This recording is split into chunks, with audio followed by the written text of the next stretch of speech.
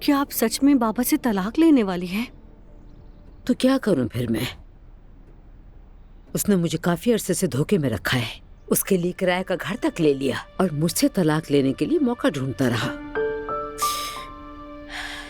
جیسے وہ کافی نہیں تھا، گھر چھوڑ کر بھی چلا گیا۔ امی آپ نے حقیقت قبول کر لی، یہ واقعی ایک معجزہ ہے۔ مجھے اب نہیں چاہتا ہے وہ، اور اس کے ساتھ زندگی گزارنا چاہتا ہے۔ ٹھیک ہے، جیسا وہ چاہتا ہے ویسا کرے، لیکن وہ اس کی قیمت چکائے گا۔ قیمت چکانے کا کیا مطلب ہے؟ آپ اب بھی ان سے کچھ چاہتی ہیں؟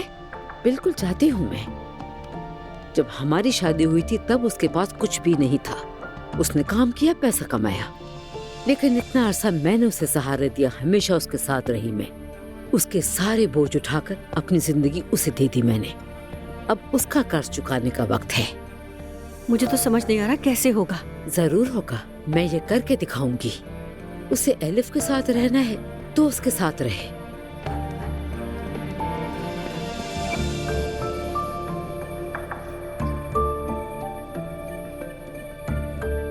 امی جان،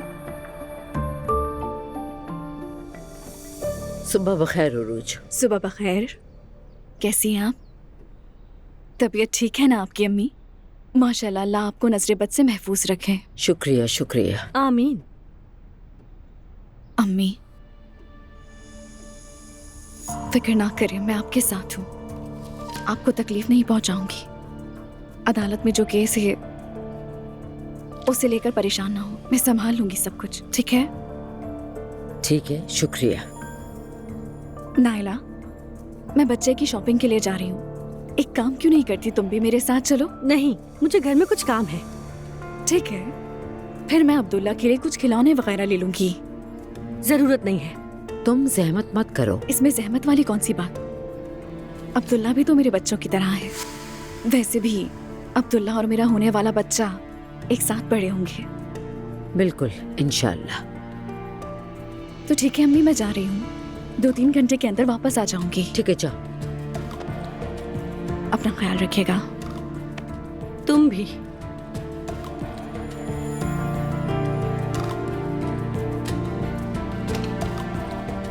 امی، یہ کبھی کبھی بہت ڈرا دیتی ہے۔ محتاط رہو نائلہ، کہیں سن نہ لے، شیطان ہے جی۔ نہیں نہیں، وہ چلی گئی ہے۔